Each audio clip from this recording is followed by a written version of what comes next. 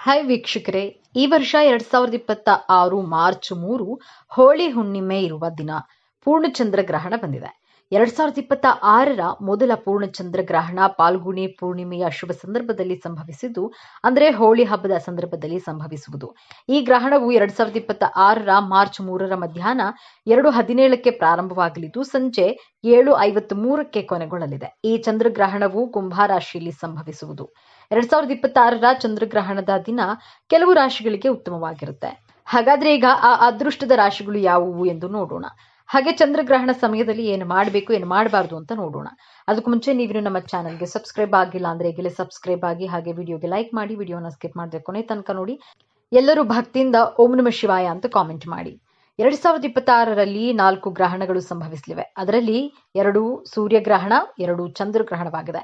2026ರ ಮೊದಲ ಚಂದ್ರಗ್ರಹಣವು ಮಾರ್ಚ್ನಲ್ಲಿ ಸಂಭವಿಸುವುದು. ಈ ಚಂದ್ರಗ್ರಹಣವು ಹೋಳಿ ಹಬ್ಬದ ದಿನದಂದು ಸಂಭವಿಸಲಿದೆ. ಈ ದಿನ ಪಾಲ್ಗುಣಿ ಪೂರ್ಣಿಮಾ ಹಬ್ಬವನ್ನ ಸಹ ಆಚರಿಸಲಾಗ್ತಾ ಇದ್ದು, ಈ ದಿನ ರಾತ್ರಿ ಚಂದ್ರಗ್ರಹಣ ಸಂಭವಿಸಲಿದೆ. 2026ರ ಮಾರ್ಚ್ 3ರ ಹೋಳಿ ಹಬ್ಬದ ದಿನ ವರ್ಷದ ಮೊದಲ ಚಂದ್ರಗ್ರಹಣವು ಸಂಭವಿಸುವುದು. ಈ ಚಂದ್ರಗ್ರಹಣ ಕೆಂಪು ಬಣ್ಣದಿಂದ ಕೂಡಿರಲಿದೆ. ಈ ಪೂರ್ಣಚಂದ್ರ ಗ್ರಹಣವು ವರ್ಷದ ಮೊದಲ ಚಂದ್ರಗ್ರಹಣ 2026ರ ಮಾರ್ಚ್ 3ರ ಮಧ್ಯಾಹ್ನ 3:20ರಿಂದ ಸಂಜೆ 6:47ರವರೆಗೆ ಇರಲಿದೆ. ಆದರೆ ಇದರ ಸೂತಕ ಸಮಯವು ಬೆಳಗ್ಗೆಯಿಂದ ಪ್ರಾರಂಭವಾಗಲಿದೆ. ಚಂದ್ರಗ್ರಹಣದ ಸೂತಕ ಕಾಲ ಗ್ರಹಣದ 9 ಗಂಟೆ ಮೊದಲು ಶುರುವಾಗುವುದು. ಹಾಗಾಗಿ ಚಂದ್ರಗ್ರಹಣದ ಸೂತಕ ಸಮಯ ಬೆಳಗ್ಗೆ 6:20ಕ್ಕೆ ಶುರುವಾಗಿ ಸಂಜೆ 6:45ರವರೆಗೆ ಇರಲಿದೆ. ಇದರ ನಂತರ ಚಂದ್ರಗ್ರಹಣ ಕೊನೆಗೊಳ್ಳುವುದು. ಹಾಗಾಗಿ ವರ್ಷದ ಮೊದಲ ಚಂದ್ರಗ್ರಹಣದ ಪ್ರಭಾವ ಕೆಲವು ರಾಶಿಗಳಿಗೆ ಸೇರಿದ ಜನರ ಜೀವನದ ಮೇಲೆ ಯಾವೆಲ್ಲ ರೀತಿಯ ಪ್ರಭಾವ ಇರುವುದು ಎಂದು ತಿಳಿಯುವ ಕುತೂಹಲ ನಿಮಗಿದ್ರೆ ಈ ವಿಡಿಯೋವನ್ನ ತಪ್ಪದೆ ಕೊನೆವರೆಗೂ ನೋಡಿ.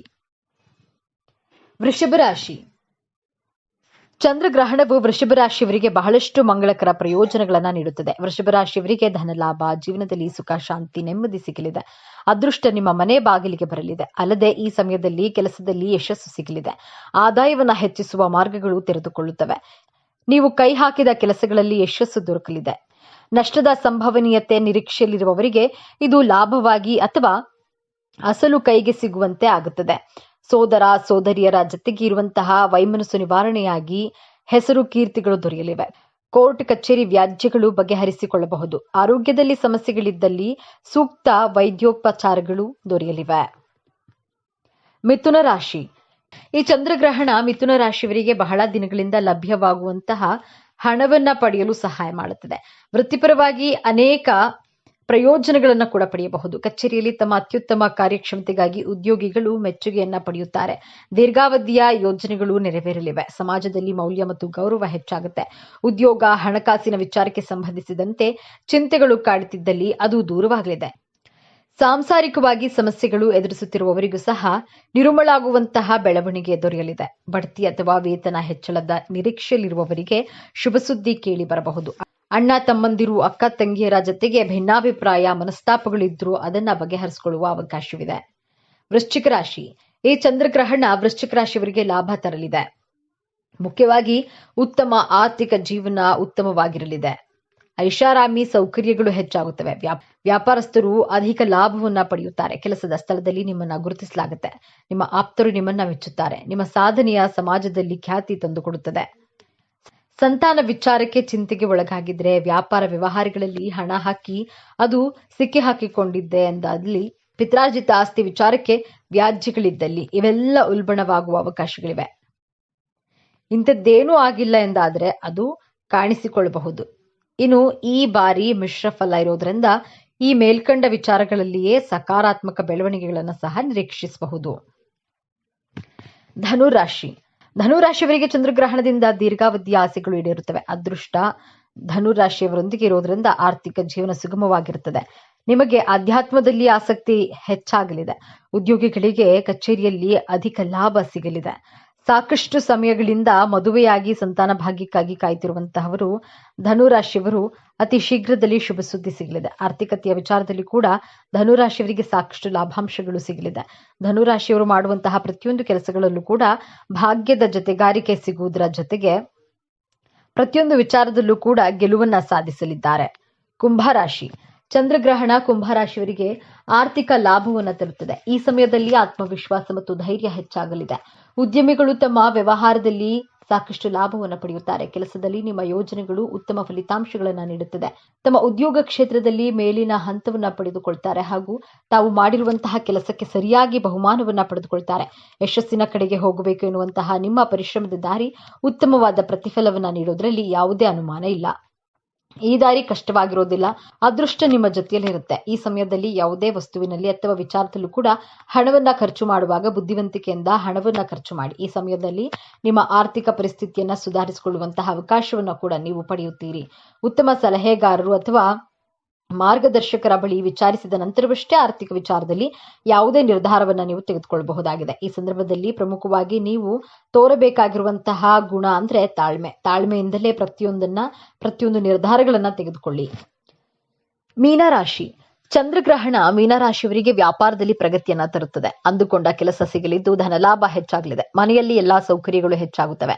ನೀವು ರಿಯಲ್ ಎಸ್ಟೇಟ್ ಉದ್ಯಮಿಗಳಾಗಿದ್ರೆ ನಿಮಗೆ ಸಾಕಷ್ಟು ಲಾಭ ಸಿಗುತ್ತೆ. ವಿದೇಶಕ್ಕೆ ಹೋಗುವ ನಿಮ್ಮ ಕನಸು ನನಸಾಗಲಿದೆ. ಸೂರ್ಯನ ಆಶೀರ್ವಾದದಿಂದಾಗಿ ಆರ್ಥಿಕವಾಗಿ ಸರ್ವ ರೀತಿಯ ಲಾಭಗಳು ಕೂಡ ದಕ್ಕಲಿದೆ.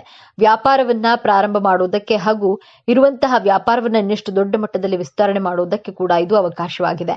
ವ್ಯಕ್ತಿತ್ವವನ್ನ ಕೂಡ ಸಾಕಷ್ಟು ಸಕಾರಾತ್ಮಕ ಬದಲಾವಣೆಗಳು ಮೂಡಿ ಬರುವುದರಿಂದಾಗಿ ಜನರಿಗೆ ನೀವು ಇನ್ನಷ್ಟು ಹತ್ತಿರವಾಗಲಿದ್ದೀರಿ. ದಾಂಪತ್ಯ ಜೀವನದಲ್ಲಿ ದಂಪತಿಗಳ ನಡುವೆ ಕೆಲವೊಂದು ಅಶಾಂತಿ ಮೂಡಿಸುವಂತಹ ಘಟನೆಗಳು ದೊರಕಬಹುದು.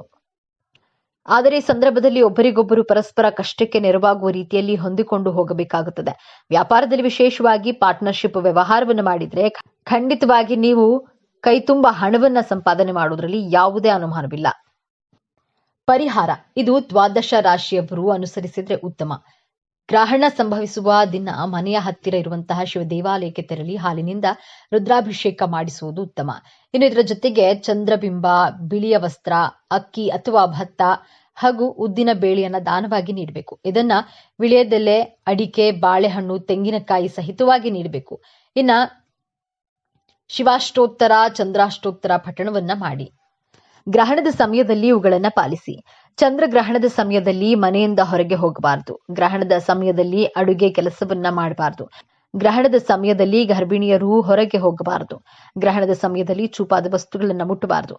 ಇದಲ್ಲದೆ ಗ್ರಹಣ ಕಾಲದಲ್ಲಿ ದೇವರ ಮೂರ್ತಿಯನ್ನ ಮುಟ್ಟಬಾರದು. ಗ್ರಹಣ ಸಮಯದಲ್ಲಿ ಸೂರ್ಯ ಮಂತ್ರವನ್ನ ಪಠಿಸಿ. ಚಂದ್ರಗ್ರಹಣದ ನಂತರ ಏನು ಮಾಡಬೇಕು? ಗ್ರಹಣದ ನಂತರ ಮನೆಯನ್ನ ಶುಚಿಗೊಳಿಸಿ ಗಂಗಾಜಲವನ್ನ ಮನೆಯೆಲ್ಲ ಚಿಮುಕಿಸಿ ಮನೆಯ ದೇವರ ಕೋಣೆಯಲ್ಲಿರುವಂತಹ ಎಲ್ಲಾ ದೇವರು ದೇವತೆಗಳ ವಿಗ್ರಹಗಳು ಮತ್ತು ಚಿತ್ರಗಳ ಮೇಲೆ ಗಂಗಾಜಲವನ್ನ ಸಿಂಪಡಿಸಿ ಮತ್ತು ಸ್ನಾನ ಮಾಡಿ. ಅಲ್ಲದೆ ಚಂದ್ರಗ್ರಹಣದ ನಂತರ ಸ್ನಾನ ಮಾಡಿ ದಾನ ಧರ್ಮದಂತಹ ಕಾರ್ಯವನ್ನ ಮಾಡಿ. ಚಂದ್ರಗ್ರಹಣದ ನಂತರ ಹಸುವಿಗೆ ಹಸಿರು ಮೇವನ್ನ ತಿನ್ನಲು ನೀಡಬೇಕು. ಗ್ರಹಣದ ಸಮಯದಲ್ಲಿ ಮನೆಯಲ್ಲಿರುವಂತಹ ಎಲ್ಲಾ ನೀರಿನ ಪಾತ್ರೆಗಳು, ಹಾಲು ಮತ್ತು ಮೊಸರುಗಳಲ್ಲಿ ಕುಶ ಅಥವಾ ತುಳಸಿ ಎಲೆಯನ್ನ ತೊಳೆದು ಹಾಕಬೇಕು.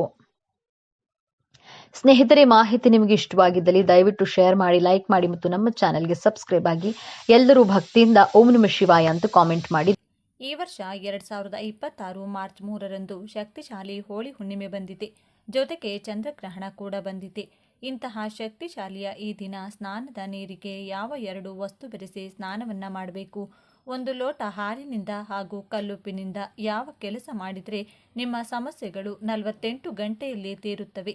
ಮಹಾಲಕ್ಷ್ಮಿ ಹಾಗೂ ಲಲಿತಮ್ಮನವರ ಅನುಗ್ರಹಕ್ಕೋಸ್ಕರ ಯಾವ 2 ನಾಮಗಳನ್ನು ದೀಪ ಬೆಳಗಿಸುವಾಗ ಹೇಳಿಕೊಳ್ಬೇಕೆಂದು ಇವತ್ತಿನ ಈ ವಿಡಿಯೋದಲ್ಲಿ ಸಂಪೂರ್ಣವಾಗಿ ತಿಳಿಸಿಕೊಡ್ತೀವಿ. ಬನ್ನಿ. ಅದಕ್ಕೂ ಮುಂಚೆ ನೀವಿನ್ನು ಚಾನಲ್ಗೆ ಸಬ್ಸ್ಕ್ರೈಬ್ ಆಗಿಲ್ಲ ಅಂದರೆ ಈಗಲೇ ಸಬ್ಸ್ಕ್ರೈಬ್ ಆಗಿ, ಹಾಗೆ ವಿಡಿಯೋಗೆ ಲೈಕ್ ಮಾಡಿ, ವಿಡಿಯೋ ಸ್ಕಿಪ್ ಮಾಡದೆ ಕೊನೆ ತನಕ ನೋಡಿ. ಎಲ್ಲರೂ ಭಕ್ತಿಯಿಂದ ಜೈ ಚಂದ್ರದೇವ ಅಂತ ಕಮೆಂಟ್ ಮಾಡಿ. ಈ ದಿನ ಬ್ರಹ್ಮ ಮುಹೂರ್ತದಲ್ಲಿ ಎದ್ದು ವಿಷ್ಣು ದೇವರ ಧ್ಯಾನ ಮಾಡಿ, ಗಂಗಾ ಜಲವಿರುವ ನೀರಿನಿಂದ ಸ್ನಾನ ಮಾಡಿ ಮತ್ತು ಧ್ಯಾನ ಮಾಡಿ. ಸಾಧ್ಯವಾದರೆ ಗಂಗಾ ಸ್ನಾನ ಮಾಡಿ. ನಂತರ ಸೂರ್ಯ ದೇವರಿಗೆ ಪೂಜೆ ಮತ್ತು ನೀರನ್ನು ಅರ್ಪಿಸುವ ಪ್ರತಿಜ್ಞೆಯನ್ನು ತೆಗೆದುಕೊಳ್ಳಿ. ಸೂರ್ಯ ದೇವರ ಮಂತ್ರಗಳನ್ನು ಪಠಿಸಿ ಮತ್ತು ಸೂರ್ಯ ಚಾಲಿಸಾವನ್ನು ಪಠಿಸಿ. ವಿಷ್ಣುವನ್ನ ಭಕ್ತಿಯಿಂದ ಪೂಜಿಸಿ ಮತ್ತು ವಿಷ್ಣು ಸಹಸ್ರನಾಮವನ್ನು ಓದಿ. ಪೂಜೆ ಮುಗಿದ ನಂತರ ಹರಿಯುವ ನೀರಿನಲ್ಲಿ ಎಳ್ಳನ್ನು ತೇಲಿಬಿಡಿ. ಈ ದಿನ ಎಳ್ಳಿನಿಂದ ಕೆಲವು ಕಾರ್ಯಗಳನ್ನು ಮಾಡುವ ಮೂಲಕ ಮನೆಗೆ ಅದೃಷ್ಟ ಬರುತ್ತದೆ. ಹಾಗೂ ಈ ದಿನ ಬಡವರಿಗೆ ಅಥವಾ ಬ್ರಾಹ್ಮಣರಿಗೆ ದಾನ ಮಾಡಿ ಅವರ ಆಶೀರ್ವಾದವನ್ನು ಪಡೆಯಿರಿ. ತುಂಬ ಶಕ್ತಿಯುತವಾದದ್ದು. ಈ ದಿನಗಳಂದು ಮಾಡುವಂತಹ ಪರಿಹಾರಗಳು, ಯಾವುದೇ ಅನುಷ್ಠಾನಗಳು ಶೀಘ್ರವಾಗಿ ಫಲ ಕೊಡುತ್ತದೆ. ಮನೆಯ ಸದಸ್ಯರು ಸ್ನಾನದ ನೀರಿಗೆ ಸ್ವಲ್ಪ ಬೇವಿನ ಎಲೆಗಳು ಹಾಗೂ 3 ಚಿಟಿಕೆಯಷ್ಟು ಅರಿಶಿನವನ್ನು ಸ್ನಾನದ ನೀರಿಗೆ ಬೆರೆಸಿ ಸ್ನಾನವನ್ನು ಮಾಡಿದರೆ ದೇಹದಲ್ಲಿನ ಎಲ್ಲ ನೆಗೆಟಿವ್ ಎನರ್ಜಿಗಳು ಹೊರಟು ಹೋಗುತ್ತವೆ. ಜನರ ಕೆಟ್ಟ ಕಣ್ಣಿನ ದೃಷ್ಟಿ ಕಡಿಮೆಯಾಗಿ ಅದೃಷ್ಟ ದೇಹಕ್ಕೆ ವಿಶೇಷ ಚೇತನ ಕೂಡಿ ಬರುತ್ತದೆ. ಸ್ನಾನದ ನಂತರ ಆ ಎಲೆಗಳನ್ನು ಎಸೆಯಬೇಕು. ಈ ದಿನದಂದು ಪೂಜೆ, ಜಪ, ತಪಸ್ಸು, ದಾನ ಮಾಡುವುದು ಬಹಳ ಮುಖ್ಯ. ಈ ದಿನ ಗಂಗಾ ಸ್ನಾನ ಮಾಡೋದ್ರಿಂದ ಸರ್ವ ಪಾಪಗಳಿಂದ ಮುಕ್ತಿ ಸಿಗುತ್ತದೆ. ಈ ದಿನ ಪೂರ್ವಜರಿಗೆ ನೈವೇದ್ಯ ಅರ್ಪಿಸುವ ಮೂಲಕ ಪಿತೃದೋಷ ನಿವಾರಣೆಯಾಗುತ್ತದೆ. ಈ ದಿನ ಪೂರ್ವಜರ ಹೆಸರಿನಲ್ಲಿ ದಾನ ಮಾಡೋದ್ರಿಂದ ಪೂರ್ವಜರು ಸಂತುಷ್ಟರಾಗುತ್ತಾರೆ. ಈ ದಿನದ ಪೂಜೆಯಿಂದ ಅಪಾರ ಫಲಿತಾಂಶ ಸಿಗುತ್ತದೆ. ಇನ್ನು ಎರಡನೆಯದಾಗಿ, ಮನೆಯಲ್ಲಿ ಯಾರೇ ದೀಪ ಹಚ್ಚಲಿ, ಬೆಳಿಗ್ಗೆ ಹಾಗೂ ಸಂಜೆ 2 ಸಮಯದಲ್ಲೂ ನಿಮಗೆ ಎಷ್ಟು ಸಮಯ ಸಾಧ್ಯವಾಗುತ್ತೋ ಅಷ್ಟು ಸಮಯ ಈ 2 ವಿಶೇಷ ನಾಮಗಳನ್ನು ಹೇಳಿಕೊಳ್ಳಿ. ಇದರಿಂದ ಲಲಿತಾ ದೇವಿಯ ಅನುಗ್ರಹ ಪ್ರಾಪ್ತಿಯಾಗುತ್ತೆ. ನಿಮ್ಮೆಲ್ಲ ಕಷ್ಟಗಳು ಈ ದಿನ ಶಕ್ತಿಯಿಂದ ಶೀಘ್ರವಾಗಿ ದೂರವಾಗುತ್ತದೆ. 2 ನಾಮಗಳನ್ನು ಮೊದಲು ಒಂದು ಪುಸ್ತಕದಲ್ಲಿ ಬರೆದಿಟ್ಟುಕೊಳ್ಳಿ. ಈ ನಾಮಗಳು ಹೀಗಿವೆ: ಸಮುದ್ರ ರಾಜತನಯಾಯೇ ನಮೋ ನಮಃ. ಈ ಒಂದು ನಾಮವನ್ನು ಲಕ್ಷ್ಮೀ ದೇವಿಯನ್ನ ನೋಡುತ್ತಾ ಹೇಳಿದರೆ ಲಕ್ಷ್ಮಿಯ ಕೃಪೆಯಿಂದ ನಿಮ್ಮ ಕೋರಿಕೆಗಳು ನೆರವೇರುತ್ತವೆ. ಮಹಾಲಕ್ಷ್ಮಿ ಅಮ್ಮನವರಿಗೆ ಈ ದಿನವೆಂದರೆ ಬಲು ಪ್ರಿಯ. ಈ ದಿನ ಅಮ್ಮನವರ ಪ್ರೀತಿಗೋಸ್ಕರ ಪಾಯಸ ಪ್ರೀತಿಯಿಂದ ನೈವೇದ್ಯವಾಗಿ ಮಾಡಿ ಅರ್ಪಿಸಿ ಅಮ್ಮನವರಿಗೆ ನಮಸ್ಕಾರ ಮಾಡಿಕೊಳ್ಳಿ. ಹಾಗೆಯೇ ಲಲಿತಾ ದೇವಿಯನ್ನ ಸ್ಮರಿಸಿಕೊಂಡು ಈ ಒಂದು ನಾಮವನ್ನು ಹೇಳ್ಕೋಬೇಕು: ಓಂ ಶ್ರೀ ಮಾತಾ ಶ್ರೀ ಮಹಾರಾಜ್ಞಿ ಶ್ರೀಮತ್ ಸಿಂಹಾಸನೇಶ್ವರಿ ನಮಃ. 2 ನಾಮಗಳನ್ನು ಬೆಳಿಗ್ಗೆ ಹಾಗೂ ಸಂಜೆ 2 ಸಮಯದಲ್ಲೂ ದೀಪಾರಾಧನೆ ಮಾಡುವಾಗ ಹೇಳಿಕೊಳ್ಬೇಕು.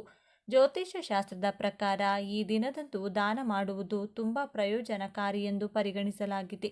ಈ ದಿನದಂದು ಬಡವರಿಗೆ ಆಹಾರವನ್ನು ದಾನ ಮಾಡೋದ್ರಿಂದ ಜೀವನದಲ್ಲಿ ಸಂತೋಷ ಮತ್ತು ಸಮೃದ್ಧಿ ಉಂಟಾಗುತ್ತದೆಂದು ನಂಬಲಾಗಿದೆ. ಕೆಲಸಗಳಲ್ಲಿ ಬರುವ ಅಡೆತಡೆಗಳಿಂದ ಮುಕ್ತಿ ಸಿಗುತ್ತದೆ. ಇದಲ್ಲದೆ ಈ ದಿನ ಇರುವೆಗಳಿಗೆ ಸಕ್ಕರೆಯನ್ನು ಆಹಾರವಾಗಿ ನೀಡಿದರೆ ಲಕ್ಷ್ಮೀ ದೇವಿ ಪ್ರಸನ್ನಳಾಗುತ್ತಾಳೆ. ಇನ್ನು ಮೂರನೆಯದಾಗಿ, ಒಂದು ಹಳದಿ ಬಟ್ಟೆಗೆ ನಿಮ್ಮ ಕೈನಿಂದ ದೊಡ್ಡ ಉಪ್ಪು ಅಂದರೆ ಕಲ್ಲುಪ್ಪನ್ನು 1 kgಯಷ್ಟು ತುಂಬಿಸಿ ಮೂಟೆಯ ರೀತಿ ಕಟ್ಟಿ ನಿಮ್ಮ ಮನೆಯ ಯಾವುದೇ ಕೋಣೆಯಲ್ಲಿ ಈಶಾನ್ಯ ದಿಕ್ಕಿಗೆ ನೇತು ಹಾಕಬೇಕು. ಮೂಟೆಯನ್ನು ನೇತು ಹಾಕುವಾಗ ಯಾವ ಸಮಸ್ಯೆಗೆ ಪರಿಹಾರ ಬೇಕೆಂದು ಮನಸ್ಸಿನಲ್ಲಿಯೇ ಕೇಳಿಕೊಳ್ಬೇಕು. ಕಲ್ಲುಪ್ಪಿಗೆ ಪರಿಹಾರ ಶಾಸ್ತ್ರದಲ್ಲಿ ವಿಶೇಷ ಮಹತ್ವವಿದೆ. ಉಪ್ಪಿನಿಂದ ಮಾಡುವ ಪರಿಹಾರಗಳು ಶೀಘ್ರವಾಗಿ ಫಲ ಕೊಡುತ್ತವೆ. ಈಶಾನ್ಯದಲ್ಲಿ ನೇತು ಹಾಕಿದ ಉಪ್ಪಿನ ಮೂಟೆಯನ್ನು 48 ಗಂಟೆಗಳ ಕಾಲ ಯಾರೂ ಕೂಡ ಸ್ಪರ್ಶ ಮಾಡಬಾರದು, ಕದಲಿಸಬಾರದು. 48 ಗಂಟೆಗಳು ಆದ ನಂತರ ಆ ಮೂಟೆಯನ್ನು ಹರಿಯುವ ನೀರಿನಲ್ಲಿ ಅಥವಾ ಯಾರೂ ಓಡಾಡದೇ ಇರುವ ಜಾಗದಲ್ಲಿ ಹಾಕಿ ಮನೆಗೆ ಬರಬೇಕು. ನೀವು ಹಣಕಾಸಿನ ಅಡೆತಡೆ ಬಗ್ಗೆ ಕೇಳಿಕೊಂಡ್ರೆ ಹಣದ ಎಲ್ಲ ಸಮಸ್ಯೆಗಳು ದೂರವಾಗುತ್ತೆ. ಆರೋಗ್ಯ, ವಿದ್ಯೆ, ವ್ಯಾಪಾರ, ಸಂಸಾರ, ಮನೆಯ ನೆಮ್ಮದಿ ಯಾವುದೇ ಕೋರಿಕೆಯ ಬಗ್ಗೆ ಹೇಳಿಕೊಂಡಿದ್ರೂ ಆ ಸಮಸ್ಯೆಗೆ 48 ಗಂಟೆಯಲ್ಲಿ ಒಂದು ದಾರಿ ಅಥವಾ ಪರಿಹಾರದ ಹಾದಿ ನಿಮಗೆ ಕಾಣಿಸುತ್ತದೆ. ಈ ಕೆಲಸವನ್ನು ಅಮಾವಾಸ್ಯೆ ದಿನ ಬೆಳಿಗ್ಗೆ 6 ಗಂಟೆಯಿಂದ 11 ಗಂಟೆ 30 ನಿಮಿಷದ ಒಳಗಾಗಿ ಮಾಡಿಕೊಳ್ಬೇಕು. ಈ ದಿನದಂದು ಶಿವ ಮತ್ತು ಪಾರ್ವತಿ ದೇವಿಯನ್ನು ಪೂಜಿಸುವ ಸಂಪ್ರದಾಯವಿದೆ. ಈ ದಿನ ಪೂರ್ವಜರು ಸೂರ್ಯಾಸ್ತದವರೆಗೆ ವಾಯುವಿನ ರೂಪದಲ್ಲಿ ಮನೆ ಬಾಗಿಲಲ್ಲಿಯೇ ಇದ್ದು ತಮ್ಮ ಕುಟುಂಬದಿಂದ ತರ್ಪಣ ಮತ್ತು ಶ್ರಾದ್ದವನ್ನು ಬಯಸುತ್ತಾರೆಂದು ನಂಬಲಾಗಿದೆ. ಆದ್ದರಿಂದ ಈ ದಿನ ಪವಿತ್ರ ನದಿಯಲ್ಲಿ ಸ್ನಾನ ಮಾಡಿ ಮತ್ತು ಅನ್ನವನ್ನು ಅರ್ಪಿಸಿ ಮನೆಯಲ್ಲಿ ಬ್ರಾಹ್ಮಣರಿಗೆ ನಿಮ್ಮ ಕೈಲಾದಷ್ಟು ದಾನ ಮಾಡಿ. ಹೀಗೆ ಮಾಡೋದ್ರಿಂದ ಆಯಸ್ಸು ವೃದ್ಧಿಯಾಗುತ್ತದೆ ಮತ್ತು ಕುಟುಂಬದಲ್ಲಿ ಸುಖ ಸಮೃದ್ಧಿ ಇರುತ್ತದೆ. ಇನ್ನು ಕೊನೆಯದಾಗಿ 4ನೆಯದಾಗಿ, 1 ಲೋಟ ಆಗಿನಿಂದ ರಾತ್ರಿ ಸಮಯ ಈ ಚಿಕ್ಕ ಕೆಲಸ ಮಾಡಿದರೆ ನಿಮ್ಮ ಯಾವುದೇ ಕಠಿಣ ಕೋರಿಕೆಗಳಿರಲಿ ಲಲಿತಾ ದೇವಿಯ ಅನುಗ್ರಹದಿಂದ ನೆರವೇರುತ್ತದೆ. ದೇಹಕ್ಕೆ ವಿಶೇಷ ಬಲ, ಜೀವನಕ್ಕೆ ಅದ್ಭುತ ಅದೃಷ್ಟ ಪ್ರಾಪ್ತಿಯಾಗುತ್ತದೆ. ಏನು ಮಾಡಬೇಕು? ರಾತ್ರಿ 7 ಗಂಟೆಯಿಂದ 10 ಗಂಟೆಯ ಒಳಗೆ ಈ ಕೆಲಸವನ್ನು ಮಾಡಬೇಕು. 1 ಲೋಟ ಹಾಲನ್ನು ನಿಮ್ಮ ಕೈನಲ್ಲಿಡಿದು ಶ್ರೀ ಲಲಿತಾ ದೇವಿಯನ್ನು ಸ್ಮರಿಸಬೇಕು. ನಂತರ 5 ನಿಮಿಷಗಳ ಕಾಲ ಆ ಹಾಲನ್ನು ದೇವರ ಕೋಣೆಯಲ್ಲಿಟ್ಟು ನಂತರ ಮನೆಯ ಹೊರಗೆ ಚಂದ್ರನ ಬೆಳಕಿನಲ್ಲಿಡಬೇಕು. ಲಲಿತಾ ಸಹಸ್ರನಾಮ ಪಾರಾಯಣ ಮಾಡಿ ಅಥವಾ ಮೊಬೈಲ್ನಲ್ಲಿ ಹಾಕಿಕೊಂಡು ಈ ಸಮಯದಲ್ಲಿ ನೀವು ಕೇಳಬೇಕು. ಸಹಸ್ರನಾಮ ಪೂರ್ಣವಾದ ನಂತರ ಮತ್ತೆ ಹಾಲನ್ನು ದೇವರ ಕೋಣೆ ಮನೆಯಲ್ಲಿ 5 ನಿಮಿಷಗಳ ಕಾಲ ಇಟ್ಟು ಮನೆಯ ಸದಸ್ಯರು ಆ ಒಂದು ಹಾಲನ್ನು ಪ್ರಸಾದದ ರೂಪದಲ್ಲಿ ಸ್ವೀಕರಿಸಬೇಕು. ಇದರಿಂದ ಚಂದ್ರನ ಅನುಗ್ರಹ, ಲಲಿತಾಮ್ಮನವರ ಅನುಗ್ರಹ ಪ್ರಾಪ್ತಿಯಾಗುತ್ತೆ. ನಿಮ್ಮ ಕೆಲಸ ಆಗುತ್ತದೋ ಇಲ್ಲವೋ ಎಂಬ ಕ್ಲಾರಿಟಿ ನಿಮಗೆ ಸಿಗುತ್ತದೆ. ಯಾವುದಾದರೂ ಕೋರಿಕೆ ಕೇಳಿ ಈ ವಿಧಾನವನ್ನು ಪಾಲಿಸಿದರೆ ಆ ಕೋರಿಕೆಗೆ ಇರುವಂತಹ ಅಡ್ಡಿಗಳು ದೂರವಾಗುತ್ತದೆ. ಯಾರಿಂದಲಾದರೂ ಮೋಸ ಹೋಗುವ ಸಾಧ್ಯತೆ ಇದ್ದರೆ ಎಚ್ಚರಿಕೆ. ನಿಮಗೆ ಸಿಗುತ್ತದೆ. ಮಾನಸಿಕ ನೆಮ್ಮದಿ ಸಿಕ್ಕು ಅನೇಕ ವಿಧವಾಗಿ ಏಳಿಗೆಯನ್ನು ನೀವು ಕಾಣಬಹುದು. ಹಣಕಾಸಿನ ಸಮಸ್ಯೆ, ವಿದ್ಯೆಗೆ ಅಡೆತಡೆ, ಸಾಲದ ಸುಳಿ, ನಿತ್ಯ ಕಲಹ, ಅನಾರೋಗ್ಯದ ಸಮಸ್ಯೆಗಳು ಶೀಘ್ರವಾಗಿ ದೂರವಾಗುತ್ತದೆ. ಮುಂದಿನ ಅಮಾವಾಸ್ಯೆ ಅಥವಾ ಹುಣ್ಣಿಮೆಯ ಒಳಗಾಗಿ ನಿಮ್ಮ ಜೀವನ ಖಂಡಿತವಾಗಿಯೂ ಬದಲಾಗುತ್ತದೆ. ಉಗುರು ಬೆಚ್ಚಗಿನ ಹಾಲನ್ನು ಈ ವಿಧಾನಕ್ಕೆ ನೀವು ಬಳಸಬಹುದು. ಈ 4 ಕೆಲಸಗಳನ್ನು ಈ ದಿನ ಮಾಡಿ ನೋಡಿ. ಎಲ್ಲ ಮಾರ್ಗದಲ್ಲೂ ನಿಮ್ಮ ಹಣ ಸಂಪಾದನೆ ಹೆಚ್ಚಾಗುತ್ತದೆ. ಲಲಿತಾದೇವಿ ಹಾಗೂ ಮಹಾಲಕ್ಷ್ಮೀ ದೇವಿ ಕೃಪೆಯಿಂದ ಅದೃಷ್ಟ ಕೂಡಿ ಬರುತ್ತದೆ. ಈ ದಿನ ಆಂಜನೇಯ ಸ್ವಾಮಿಯ ಮುಂದೆ ತುಪ್ಪದ ದೀಪವನ್ನು ಹಚ್ಚಿಟ್ಟು ಈ ಶಕ್ತಿಶಾಲಿ ಮಂತ್ರವನ್ನು ಪಠಿಸಬೇಕು. ಇದರಿಂದ ಕಾರ್ಯಸಿದ್ಧಿಯಾಗುತ್ತದೆ. ಆಂಜನೇಯನ ಪರಿಪೂರ್ಣ ಅನುಗ್ರಹ ಲಭಿಸುತ್ತದೆ. ದೊಡ್ಡ ದೊಡ್ಡ ಕಷ್ಟಗಳು ಕೂಡ ದೂರವಾಗುತ್ತದೆ. ಈ ಕಾರ್ಯಸಿದ್ಧಿ ಹನುಮಾನ್ ಮಂತ್ರ ಈ ವಿಧವಾಗಿದೆ. ಓಂ ಶ್ರೀ ವಜ್ರದೇಹಾಯ ರಾಮಭಕ್ತಾಯ ವಾಯುಪುತ್ರಾಯ ನಮೋಸ್ತುತೆ. ಈ ಒಂದು ಮಂತ್ರವನ್ನು 3 ಬಾರಿ, 21 ಬಾರಿ ಅಥವಾ 108 ಬಾರಿ ಹೇಳಿಕೊಂಡು, ವಿಶೇಷವಾಗಿ ಅಸಾಧ್ಯ ಸಾಧಕ ಹನುಮ ಸ್ತೋತ್ರ ಆಗಿರಬಹುದು, ಹನುಮ ಚಾಲಿಸ ಆಗಿರಬಹುದು, ಸುಂದರಕಾಂಡ ಪಾರಾಯಣ ಮಾಡುವುದಾಗಿರಬಹುದು, ರಾಮರಕ್ಷಾ ಸ್ತೋತ್ರವನ್ನು ಹೇಳಿಕೊಂಡರೂ ಕೂಡ ತುಂಬ ಒಳ್ಳೆಯದು. ಯಾವ ಮಂತ್ರ ಸ್ತೋತ್ರ ಪಾರಾಯಣ ಮಾಡಲು ಬರೋದಿಲ್ಲ ಎನ್ನುವವರು ಪ್ರೀತಿಯಿಂದ ಶ್ರೀರಾಮ ಜಯ ರಾಮ ಜಯ ಜಯ ರಾಮ ಎಂದು ಹೇಳುತ್ತಾ ಆಂಜನೇಯನನ್ನ ಈ ದಿನ ಪೂಜಿಸಬಹುದು. ಇದರ ಜೊತೆಗೆ ಆಂಜನೇಯನ ಬಲ ಶಕ್ತಿ ಸದಾ ನಿಮ್ಮೊಂದಿಗಿರಲು ಹನುಮಾನ್ ಸ್ತೋತ್ರ ಎಂಬ ವಿಶೇಷ ಸ್ತೋತ್ರವಿದೆ. ಇದನ್ನ ಒಂದು ಸಲ ಕೇಳಿದ್ರೆ, ಬರೆದರೆ ಅಥವಾ ಓದಿದ್ರೆ ಸರ್ವಶಕ್ತಿಗಳು ನಿಮ್ಮ ಜೊತೆಗೆ ಇರುತ್ತದೆ. ಶತ್ರುಗಳಿಂದ ಆಗುವಂತಹ ತೊಂದರೆ, ದುಷ್ಟಶಕ್ತಿಗಳ ಕಾಟ ನಿಮ್ಮ ಹತ್ತಿರವೂ ಕೂಡ ಸುಳಿಯುವುದಿಲ್ಲ. ಸರ್ವಜಯವು ನಿಮ್ಮದಾಗುತ್ತದೆ. ಇದೆಲ್ಲದರ ಜೊತೆಗೆ ಆಂಜನೇಯ ಸ್ವಾಮಿಗೆ ಈ ದಿನ ಒಂದು ಚಿಕ್ಕ ವಸ್ತುವನ್ನು ನೀಡಿದರೆ, ಮಾತು ಸರಿಯಾಗಿ ಸ್ಪಷ್ಟವಾಗಿ ಮಾತನಾಡಲು ಬರದ ಮಕ್ಕಳಿಗೆ ಸ್ಪಷ್ಟ ಮಾತು ಬರುತ್ತದೆ. ವ್ಯಾಪಾರ ಏಳಿಗೆ ಆಗದವರಿಗೆ ವ್ಯಾಪಾರದ ಜಯ, ಹಣದ ಕಷ್ಟವಿದ್ದವರಿಗೆ ಧನಲಾಭ, ಅನಾರೋಗ್ಯ ಇದ್ದವರಿಗೆ ಆರೋಗ್ಯ, ವಿದ್ಯೆಯ ಬಲ ಇಲ್ಲದವರಿಗೆ ವಿದ್ಯೆಯ ಶಕ್ತಿ ಲಭಿಸಿ ಉತ್ತಮೋತ್ತಮ ಫಲ ಲಭಿಸುತ್ತದೆ. ಇಷ್ಟೆಲ್ಲ ಫಲ ನೀಡುವಂತಹ ವಸ್ತು ಯಾವುದೆಂದರೆ ಗಂಟೆ. ಈ ದಿನದಂದು ಮರೆಯದೆ ನೀವಾಗಿರಬಹುದು ಅಥವಾ ಚಿಕ್ಕ ಮಕ್ಕಳ ಕೈನಲ್ಲಾಗಿರಬಹುದು, ಒಂದು ಚಿಕ್ಕ ಗಂಟೆಯನ್ನು ದೇಗುಲಕ್ಕೆ ಕೊಡಿ ಅಥವಾ ಕೊಡಿಸಿ. ಇದರಿಂದ ಶುಭ ಫಲಗಳು ಪ್ರಾಪ್ತಿಯಾಗುತ್ತದೆ. ಇನ್ನು ಸಿಂಧೂರದಿಂದ ಆಂಜನೇಯ ಸ್ವಾಮಿಯ ದೇಗುಲದಲ್ಲಿ ಅರ್ಚನೆ ಮಾಡಿಸಿ ಆ ಸಿಂಧೂರವನ್ನು ಮನೆಗೆ ತಂದು ಎಳ್ಳೆಣ್ಣೆಗೆ ಬೆರೆಸಿ ದಿನವೂ ಹಣೆಗೆ ತಿಲಕವಾಗಿ ಇಡುತ್ತಾ ಬನ್ನಿ.